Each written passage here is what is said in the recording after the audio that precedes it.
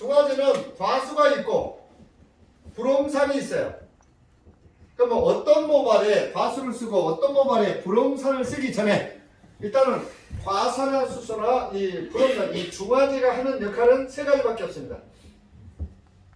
사실은 중화가 아니고 산화죠. 산소를 발생을 시켜서 SS결합을 재결합을 시켜주는 역할. 그러니까 SS결합을 산소를 발생시켜 SS결합을 재결합을 시켜주는 게 과수나 불홍산이랑 똑같은 역할이고요. 두 번째는 변해 있는 형태를 고정을 시켜주겠죠. 내가 완기됐던 형태를 고정을 시켜주고, 세 번째는 알칼리 제거 기능이 탁월해요. 알칼리 제거 기능이 있어서 산화가 아니고 중화라고 같이 싸잡아서 얘기하는 것 같아요. 그 말이 맞는 것 같습니다. 알칼리 제거 기능이. 요 과수나 불홍산은 이 세 가지 역할이 동일한데, 그런 어떤 모발에 과수를 쓰고 어떤 모발에 불홍산을 쓰는가 하면, 중화할 때 모발에 잔류 알칼리, 이 잔류 모발에 알칼리가 많으면 과수. 왜? 본래 과산화수소는 알칼리가 많았을 때, pH가 높았을 때 많은 산소를 발생을 시키는 본래의 특징을 가지고 있는 거예요. 그런데 중화할 때 잔류 알칼리가 적으면 불홍산. 왜? 불홍산은 알칼리가 상대적으로 적었을 때 훨씬 더 많은 산소를 발생시키는 본래 특징을 가지고 있거든요. 자, 그러면 언제 그 잔류 알칼리를 어떻게 하는지, 화학시술 많이 하는 모발들, 정상적인 모발들, 얇아져 있는 모발들, 왜 얇아져 있어? 알칼리가 많이 남아있으니까. 그죠? 그게 옛날에는 pH 9.6이었었습니다.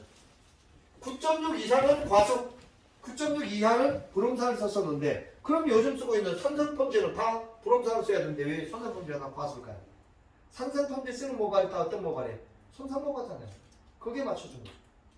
그죠? 자, 그리고 이 과산화수소는 물은 수소 2개, 산소 하나. 근데 과산화수는 수소도 2개, 산소도 2개. 알칼리를 만나면 산소를 발생을 시키면서 열을 발생을 시키면서 이 산소 하나가 떨어져 나가요. 그래서 과산화수소는 분해가 되면 반드시 물이 됩니다. 과수중화는 도포하고 5분 정도 지나면 물이 흥건하게 생기죠. 그거 반드시 닦아내셔야 돼요. 지금 남아있는 거 다 물이에요. 과산화수소가 분해돼서. 닦아내고 신선한 중화 다시 재도포. 불홍산은 7분 정도 지났을 때 가장 많은 산소를 발생시켜요. 그때도 그냥 도포하지 말고 먼저 도포했던 중화제를 닦아내고 다시 재도포해주세요. 자, 그리고 중화하고 나서 이 중화가 확실히 다 이루어지면 최대한 깨끗하게 헹구셔야 돼요. 중화제를 이틀 동안 헹구지 마는 것, 그거 정말로 꼭 시정하셔야 됩니다. 중화 이틀 동안 헹구지 않는 사람들은요, 중화하고 손 씻지 말아보세요. 손이 어떻게 돼요? 다 갈라지고 건져지고 난리가 나잖아요. 그 짧은 시간 안에. 근데 이틀 동안 내비두면 고객 모발하고 고객 두피는 무슨 일 벌어질까요? 부시시하고 건져지고 닦지 않고 난리가 나요. 근데 우리 선배님들이 왜 이틀 동안 샴푸하지 말라고 했는가를 가만히 살펴보니까 이틀 안에 샴푸해서 늘어지면 다시 해달라고 하잖아요. 그죠? 귀찮으니까 그 시간을 벌려고 했던 것 같아요. 샴푸해서 늘어지는 건요, 다 늘어졌습니다. 최대한 중화 한 번 더 꼼꼼하게 해주고 가장 좋은 샴푸로 알칼리하고 과수를 다 제거시켜 주셔야 돼요. 진짜 그래서 제가 반은 샴푸하고 반은 샴푸 안 해봤어요. 나중에 컬은 똑같아요. 일주일에 보면. 근데 샴푸 안 했던 쪽이 굉장히 거칠어집니다. 자꾸 불안하니까. 옛날에는 샴푸 안 해도 모발이 견뎠어요. 요즘은 그렇지 않습니다. 특히 과산화수소 중화할 때 열나는 것, 거기다 또 찬물을 불어내. 좀 제발 좀. 그 중화제 닦아내고 모발이 좋아하는 PPD 같은 걸 좀 덮어야 돼요. 그 열이 나면 그 열로 과산화수소가 다 분해가 돼서 모피질 안쪽으로 과수가 전달이 안 되고요. 그 열로 탈색이 된다고요. 그죠? 열을 낮추려 천천히 가셔야 돼요. 그게 꼭 뒤통수에서 나거든요. 왜? 일제를 제대로 헹구지 못해서 그랬던 거예요.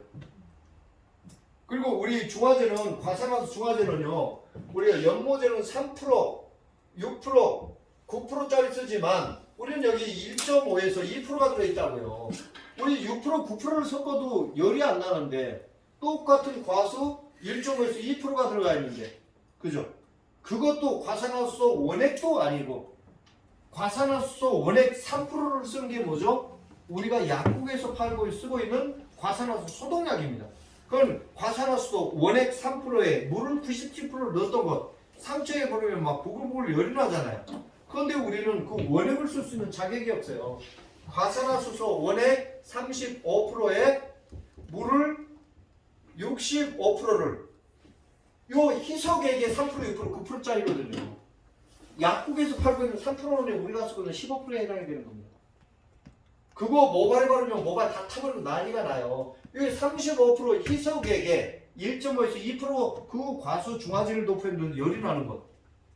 너무 많이 도포하고 일제를 제대로 헹구지 못해서 그래요. 당연한 거라고 생각하시면 안 됩니다. 그 열 때문에 모발이 다쳐지고 그 다음에 과수가 그 열 산화열로 다 증발이 돼서 SS기압이 재결합을 이루지 못한다고요. 또 그 열로 탈색이 이루어지고 있거든요. 우리 중화하고 나서 그 짧은 시간 안에 손을 안 씻으면 굉장히 건조해지는데 그걸 이틀 동안 내리두라니 이게 말이 돼요?